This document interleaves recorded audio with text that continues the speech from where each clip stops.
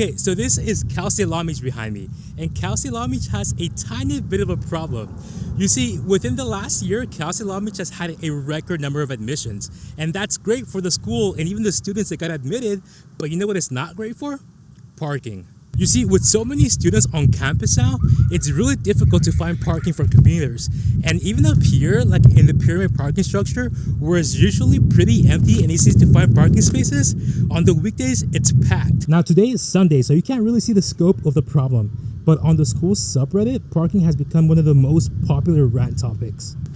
In fact, it's gotten so bad that the school actually bought what they call overflow parking from a church nearby. And then they have a shuttle that periodically picks students back from the church and to school.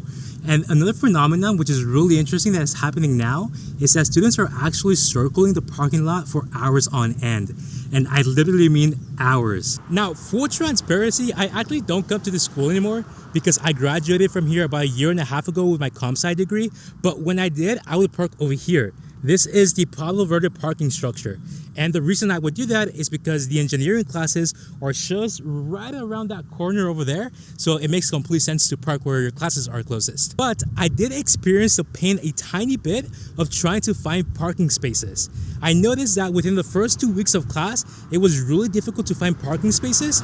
But after about those 2 weeks were over, it was really easy. I think people should stop coming to class or they figured out their schedules. And so being the person I am, I decided, let me try to fix this by building an app. Now, the idea is actually quite simple. A crowdsourced app that could let everyone know where parking spaces are available.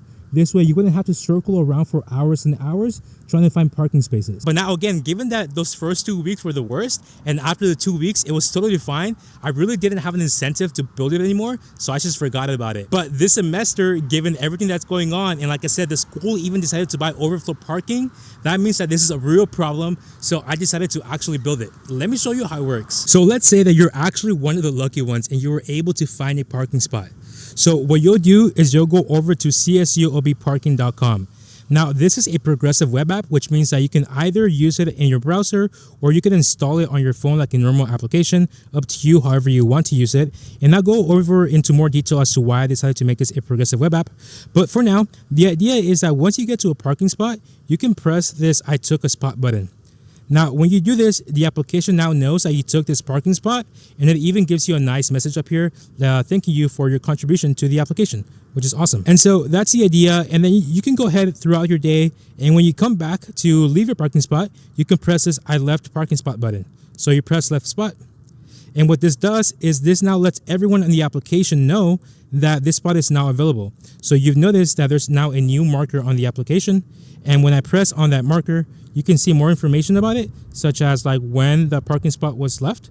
And so you can see exactly when that happened. And over here, I have some more markers to show you what that's like. But yeah, that's the idea. It's very straightforward and it's very simple. Now, if you're a Cal State Long Beach student right now, you can actually go over to this application and start making life and parking easier for yourself. But if you're a little bit nerdy and you want to know how this application works, then stick around and I'm going to show you more about how this works in the back end. Okay, so it's actually been a few days since I recorded that first part. So now I'm going to show you more about how the application works behind the scenes. Now, something else I'll mention that's also pretty interesting is that by the time you're watching this video, I've actually already released the application and I've done a tiny bit of marketing. And so there's actually been some students who have been using the application on campus. So I have some stats to show you later on in this video so you can see like how that went. So first of all, I want to show you a little bit how the app works. So the app really is just a Next.js application that took me about 4 hours to build, literally less than a day to put together. I put it together super quickly, and this brings me back to my other point as well, which is why I built it as a progressive web app. And when I test things like this, I want to go ahead and ship them out as fast as possible. And if I were to build this in such a way where it was an actual application, whether that's like a hybrid application or built specifically for Android or iOS, then that means that I would have to go through Apple's or Google's review process. And so by doing that, that just means the whole thing is slower because now I have to wait for them to review it. And there's always a possibility of them not approving it, which it's a real thing. So then that means that it wouldn't be out. So by not having it as an actual application that lives on a mobile device, I'm able to iterate really quickly and I don't have to do any of the reviews or anything. I essentially have my own platform to do as many updates as I want really quickly without having to go through that review process, which is great for testing something really quickly. As look, I mentioned before, the whole thing really is a web app, specifically is a Next.js application, and kind of the secret sauce behind it working as a progressive web app is this part right here, which actually I've never done before. So it was my first time doing it, which is this manifest.js file. And so this basically has everything you need to make it into a progressive web app. And by having this in your application and shipping your application with it, your browser automatically knows that this is supposed to be a progressive web app. And so look at this, it's very simple. I just have like the name of stuff, some short descriptions, some icons for when you actually install the application onto a device. And then I have these screenshots, which are also for the installation process on the application. And so what I learned from doing this is you can actually see this within a browser for progressive web apps. So if we go over to the application itself, you can go over here to this application section. And then here in the manifest, you can see everything for the application itself. So here you have the identity for the application, the short name, basically everything that was in the manifest file, including the icons and the screenshots for the installation process. So that's all you need to make a progressive web app. So it's not that much more different than making a regular web app. Going back here, I want to show you the application. This application is so small that literally everything fits within the file. So I decided to make it a single page application where everything is within one single file, which makes it easier to work with. So if we go over to the app and then to the page.js file, this is all JavaScript, by the way, no TypeScript, because again, that's faster. And I was able to just do JavaScript, just plain JavaScript, and iterate really fast and ship it out really quickly. So you'll notice here that these are just a bunch of API calls. So it's really a traditional web app. There's nothing super fancy about it. Where I'm updating the map view every single minute. This way people have the latest parking spots available just within their application right away. And then down here, nothing crazy to see, just some messages, basic React. If you know React, this is all simple React code, nothing really crazy. This is part of Next.js where you can actually build the API routes within the same project. Basically, this is the call that takes place when you do the I took a spot button. You're able to set availability here with this API endpoint. And then the map for the application itself is just an OpenStreetMap view. And so in case you're not familiar with OpenStreetMap, it's just open maps for essentially anything you want to do. And it's like almost like Google Maps, but there are no like API limitations because it's all like free. Which is also great because then I wouldn't have to pay for anything. And then the way it's implemented in my actual application is using this. This is a library for JavaScript called Leaflet. Essentially what it allows you to do is just embed OpenStreetMaps or really any sort of map using essentially images. So all of these maps that you see are just tiles, and every tile is just an image that you can use. So if I scroll, you should see, you see how new tiles come up.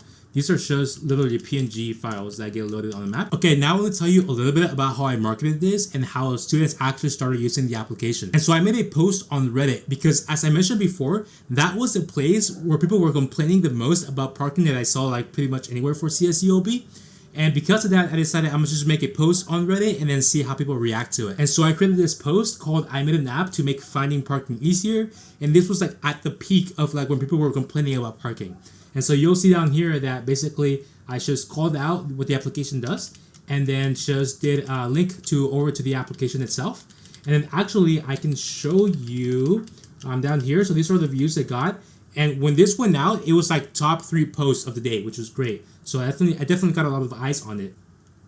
Now I can show you this part, the more insights. So you can see the views for the first 48 hours here. It's kind of what you would expect. So like during the first few hours, it was pretty high, and then eventually it's just kind of died down. So now let me show you something else because I actually added analytics to the application so we can see how people used it. So these are the analytics for the application, and you can see when I released the application, that spike where people started using it, we had 275 users there. And then overall, as you would expect, it started dying down.